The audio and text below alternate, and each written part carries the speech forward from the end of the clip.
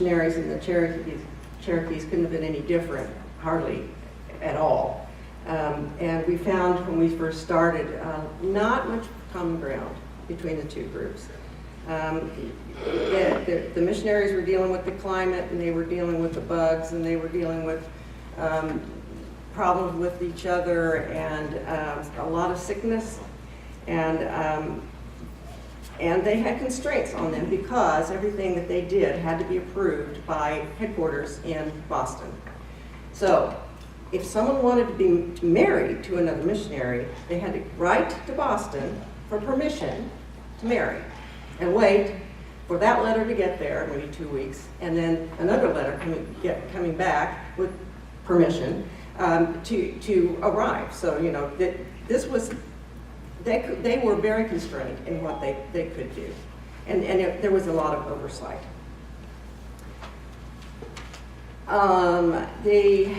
As Larry said, the Cherokees wanted the schools, and unfortunately, that was not going to happen without the missionaries coming along and the Christianization.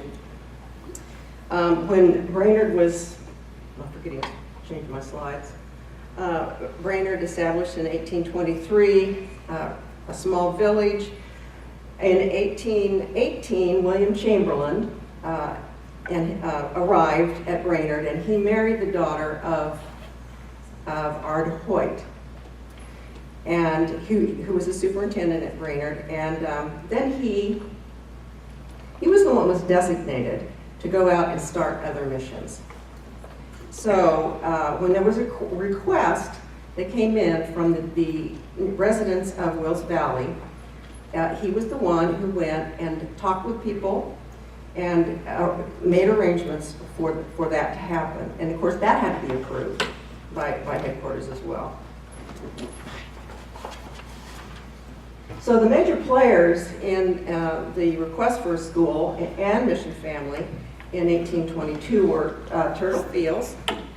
He was a Methodist exhorter, native preacher. John Huss, who was a traveling preacher, and he worked as an interpreter with William Chamberlain for a long time. And then Alexander McCoy, sometimes an interpreter, often an interpreter for William Chamberlain, and he lived about a mile from Major Laurie. And he, of course, later established a house, tavern, and ferry at New Echota.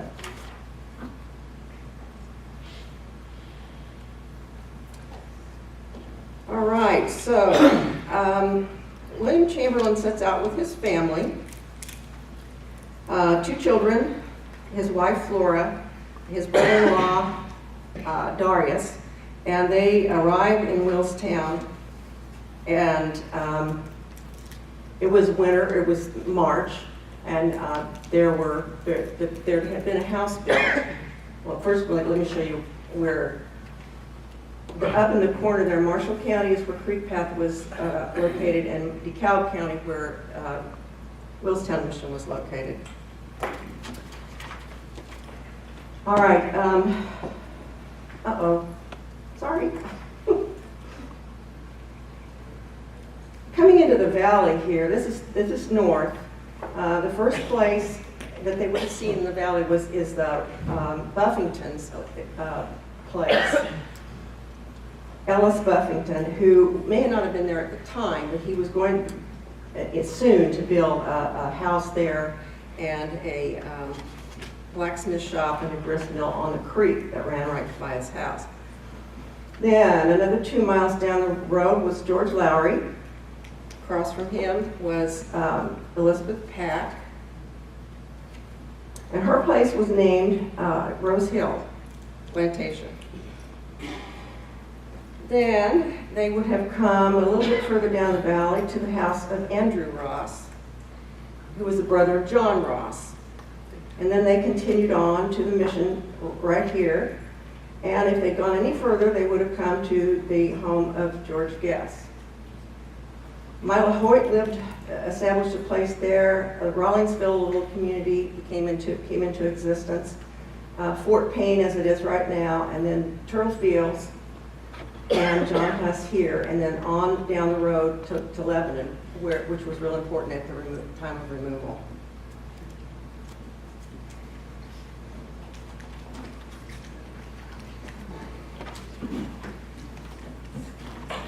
Okay, so the opening of the school and church in Willistown in May, just a few months after they arrived in March of 23, Chamberlain had established a Sabbath school for the Cherokee and the slaves of the Cherokee as well.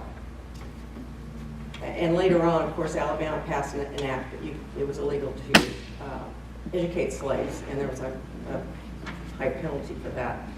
I want to give you an idea of the assessment that Chamberlain had of the people in Wills Valley in 1824. He had gone to a meeting at the home of Laughs and Mushes down the valley, and he had this to say about the meeting and the people there. Had a meeting this afternoon in the woods. The seriousness among the people appears to be on the increase. There's been a very remarkable external reformation in this neighborhood during the past year. 1 year ago, there was scarcely a man or woman in this place, but would be frequently intoxicated. They used to meet every week for frolics and all-night dances and drinking whiskey. Dancing and fighting seemed to be their chief pursuits, while their fences were broken and their fields neglected and overgrown with weeds, and everything about them plainly showed their abject poverty.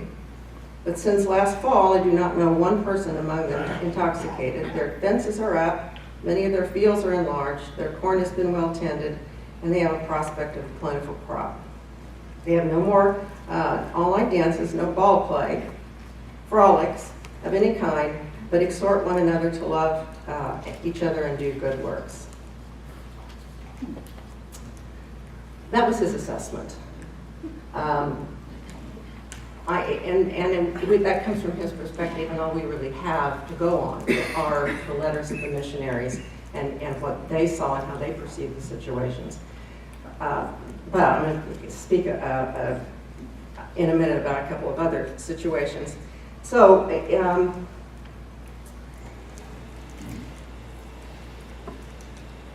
these were the students that were enrolled at the school at Willistown from 1823, and it went beyond that because Chamberlain kept the school in business until about almost into 1827. He ran right up against the removal with keeping the school open. I'll let you look at this over. We're not going to go through all of these students.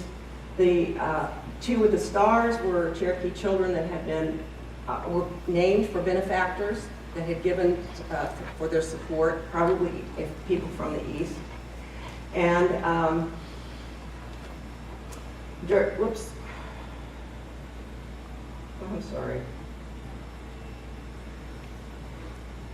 Down here, George and Archibald Scraper and where is she?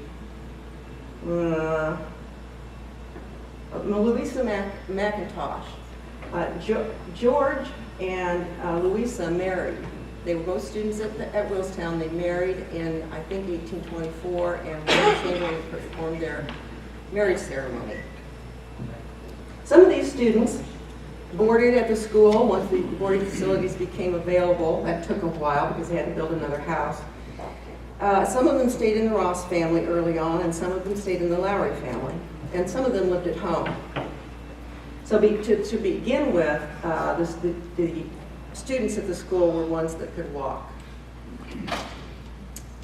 The schools, of course, the teachers didn't speak Cherokee, and it would be a problem. There might have been a student that spoke some English that had learned some English at home who might be able to translate, or there might be an interpreter on hand. Otherwise, I think it must have been pretty difficult. Academic subjects such as English, spelling, grammar, geography, arithmetic, history, principles of Christianity, and morals were taught. And these students were examined periodically. They were very bright, and they caught on really fast. That comes up over and over again in the letters, how bright the children were. They were examined, and visitors would come to observe their progress. They were expected to memorize and recite facts and poems, like things from Shakespeare. Really? That's hard for anybody nowadays. principles of Christianity, Bible verses, hymns and songs, and things from the Bible. Expectations of achievement were high for the students in the mission schools. They were expected to perform these things, and they were expected to have stellar behavior. Partly in an attempt to keep the students from reverting to their heathen ways, the boys and girls were separated and kept constantly occupied with a strict regimen of daily tasks and manual labor. The boys were taught to be farmers, millers, mechanics, anything that fell in the mechanic category, blacksmiths, carpenters, and the girls, of course, were taught to take care of the home and the family.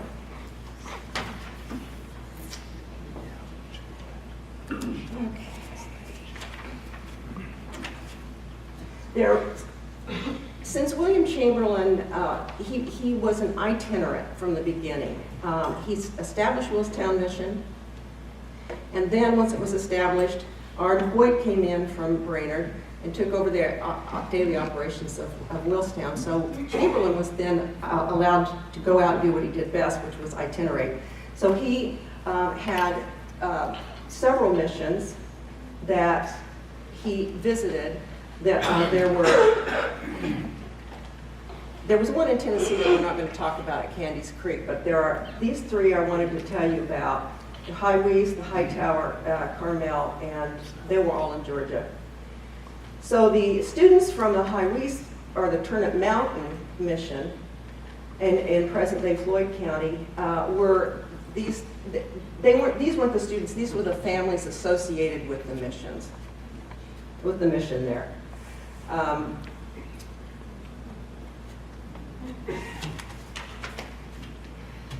So the Highways Mission was the first, the closest, located in Willstown, and it was 10 miles west of Rome.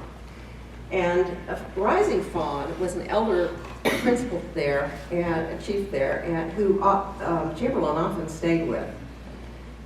I was struck by a portion of one of Chamberlain's letters about Rising Fawn showing him a coverlet, bed covering, that his daughter had woven. And Chamberlain thought it was beautiful. He said he thought it was as handsome as anything he'd ever seen. And I suspect the significance of this was not lost on Chamberlain. The coverlet that Rising Fawn took so much pride in symbolizing the roles of Cherokee women who were learning to live in a more European society. It seems ironic that an elderly warrior who came from matrilineal society, where women owned property and were farmers, should be so enthusiastic about this item made in the home with tools of white culture, the loom and the spinning wheel. Families associated with Hightower or Etowah Mission are these families. Isaac Proctor and his wife founded the mission at Hightower. And in answer to the question that I'm sure you're all asking or have thought about is, yes, the missionaries did use corporal punishment in the schools. The Cherokees weren't happy about this and occasionally withdrew their children from school. The area headmen at Hightower complained about Proctor's teaching methods and his use of corporal punishment, among other things. And that may be why it's possible that in consequence of that, other missionaries devised less objectionable and what they thought might be more spiritually beneficial forms of punishment. They had students quote various Bible verses for transgressions such as telling lies, getting angry, and breaking the Sabbath. And those are just a few.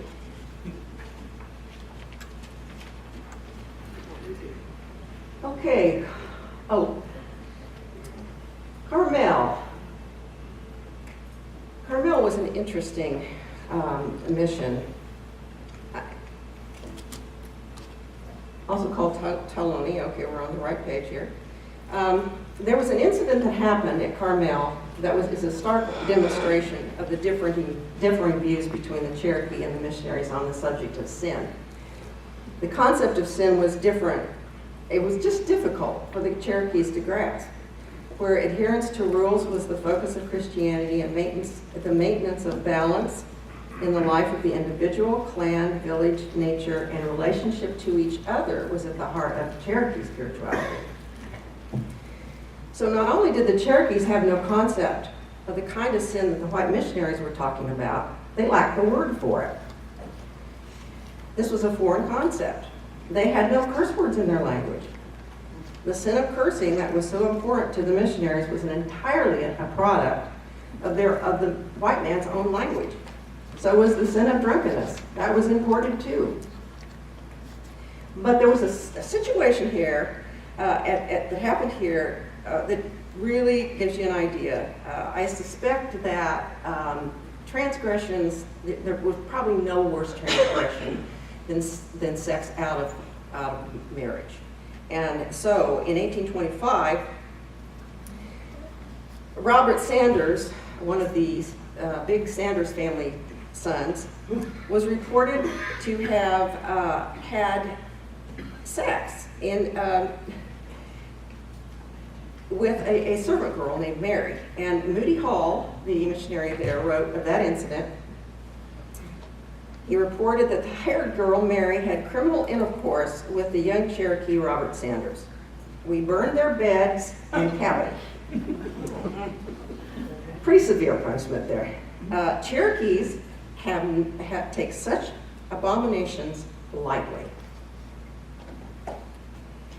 Well, Moody Hall had trouble with a lot of people, and he was later suspended from the missionary field for contumacy, which means stubborn, willful disobedience. But he got into several scrapes with the Cherokees. Okay.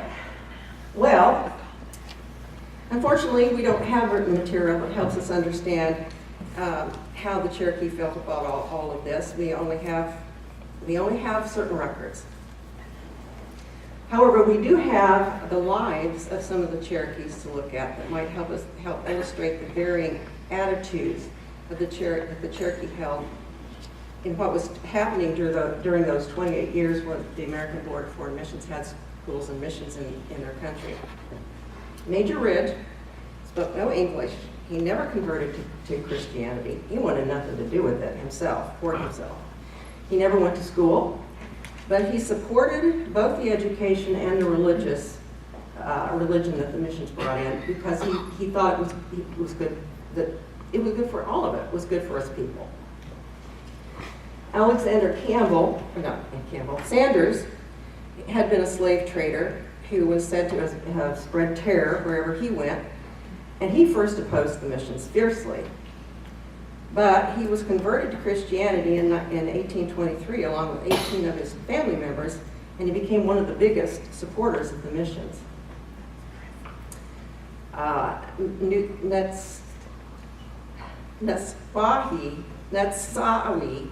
I always have trouble with that, or Thomas, was a conjurer and the grandson of one of the Cherokee Nation's greatest sages.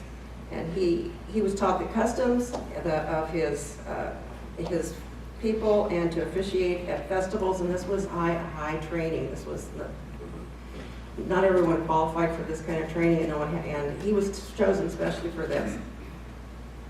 But he converted to Christianity, and his grandfather was so upset that he moved 60 miles away and didn't want anything else to do with them. But he was able to take the Christianity and blend it in with some of the things that he knew about herbs and medicines, and he did a certain amount of blending those two things together. Then there was Charles Foreman. He had a real hard time blending any of this together. He had been an interpreter and was a supporter of the church and involved in the church and with the missionaries. But Chamberlain writes that Charles had a great struggle with his own heart, and ultimately he found that the rigors of the Christian religion too difficult to adhere to. He was baptized in 1824, suspended from the church in May of 29, and restored, suspended again, and finally excommunicated. It was not going to happen for him. Jesse from the High Reese area had, previous to conversion, been a notorious drunkard and ball player. Ball playing was a big sin too. By the end of 1823, he had 440 students in schools where Cherokees were taught in their own language. Those were not American Board schools, but he was a noted educator. He was licensed by the Association of Ministers in the Cherokee Nation, and he went on to Indian Territory and did a lot of work there. So, I hope that I've given you some illustrations about how the missionaries felt about education and religion, and how the Cherokee might have felt or came to feel. But throughout this study, I just became so fully aware that people of different cultures, customs and philosophies and ways of life who spend decades together and who develop deep, intimate relationships cannot help but learn from each other. I don't have any horror stories to tell you about these awful missionaries.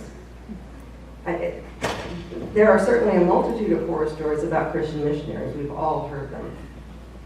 I can tell you that missionaries like William Chamberlain, William Potter, Samuel Worcester, and Daniel Buttrick developed deep respect and love for the Cherokees. Several of them spent the rest of their lives with the Cherokees. So did missionaries do more good than harm, or more harm than good? Some would say yes, they did more harm than good, and they would be justified. You can find justification for that. Some would say no, they did more good than harm, and those people too would be justified.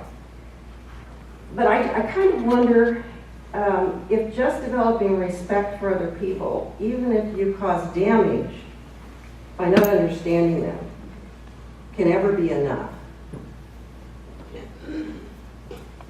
For my part, I found that there are no saints in this study, and there were no sinners in this study. These people were both saint and sinner. They were, for the most part, people trying to do what they were doing the best way they could. They're no different than people today. We are all part saint and part sinner, and that's not likely to ever change. Any questions?